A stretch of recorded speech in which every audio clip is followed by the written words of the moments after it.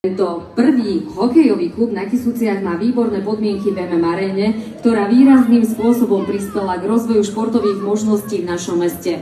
Zakladateľom a hlavným trénerom klubu je hokejista Ivan Jaroš.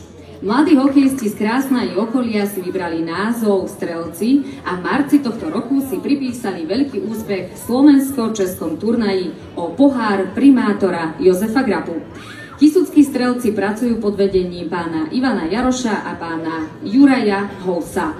Klub neustále robí nábory nových hokejových talentov, pre ktoré má v MM Aréne výborné zázemie. Ďakovný list preberie pán Ivan Maroš.